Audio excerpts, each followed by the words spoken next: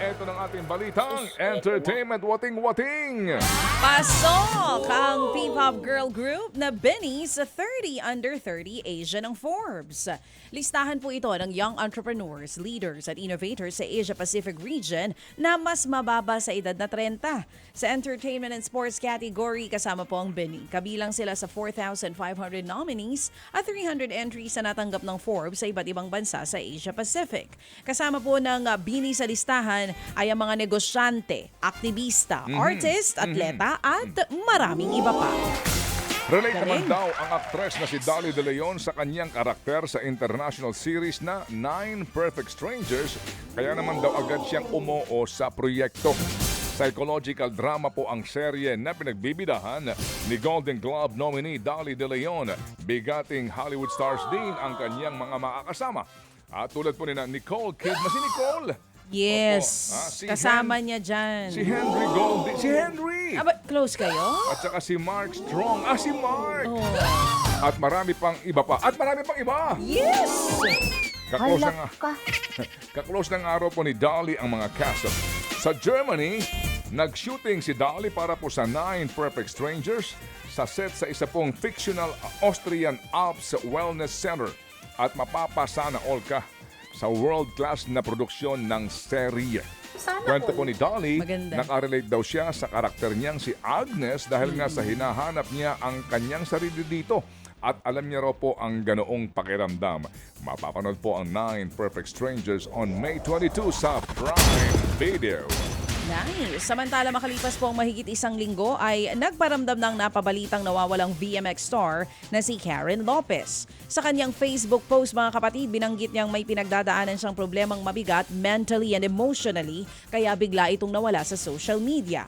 Humingi siya ng dispensa sa mga taong naabala ng kanyang biglaang desisyon. May 6 nang mag-post ang manager ni Karen na nawawala po ang sexy star matapos na hindi sumipot sa huling araw ng taping ng pelikula si Karen.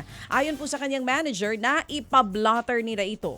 Bagay na itinanggi naman ng Quezon City Police District. Ayon sa QCPD, walang naghain ng formal report tungkol sa pagkawala ng aktres. Pumanaw po yung nakababatang kapatid naman ni OPM singer-songwriter Rico Blanco na si King. Hindi pa humaliwanag kung anong dahilan ng kanyang pagpanaw pero nauna pong ibinahagi ni Rico na may sakit ang kanyang kapatid. Ano po?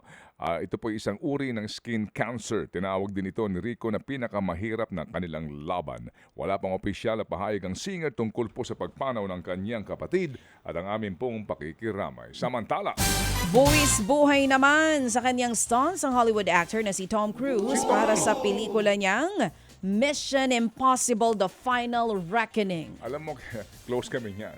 Ah, talaga? Yes. Paano? Kumpare ko yan eh. Wow. Unbelievable! Ninong siya ni Kay? No. Si Tom Gutierrez. Tonton yun! Ay, sorry. Tom Cruise, ikaw talaga. sorry. Pagpasensyahan nyo na po ang inyong tito Ted. Tom Cruise. Iba yung Ton. Alam ko, Ton. tawagan namin. Pero kasi Ton, pogi ni Tonton Gutierrez to. Ton, yun. Sir Tonton, Kumpare good ko morning. yun kasi naanak ko yung kanyang anak. Good morning na rin natin si Ma'am Glidel. Good morning po sa inyo. Si Tom pala to.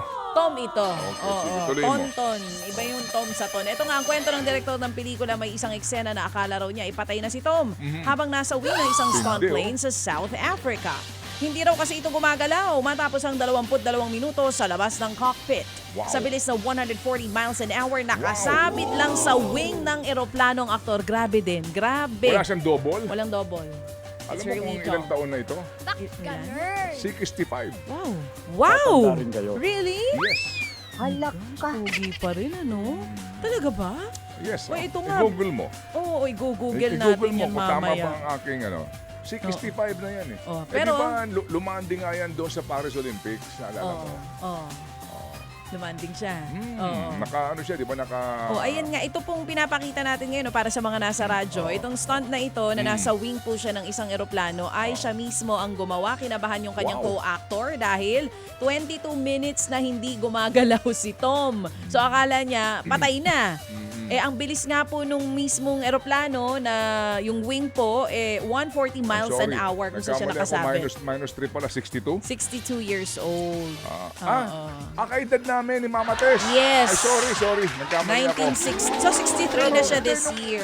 Sa Paris, 65 ang sabi. Kasi meron tayong tinatawag na screen age, di ba? Screen ganon. age, binawasan pa. So kung 62, July 3, 1962, kaedad namin ni Mama Tess. Ayun na nga, sakto. Nakita mo yun? Malapit na birthday nitong tropa mo. Batiin mo. July 3, 1962. So tiger din siya. Kumbaga. Year of the Tiger. Pero ito delikado yung stunt na ginawa niya at hirap daw po siyang makahinga dahil nga sa kakulangan ng oxygen. Pero Pero, ko lang ito, ha? oo.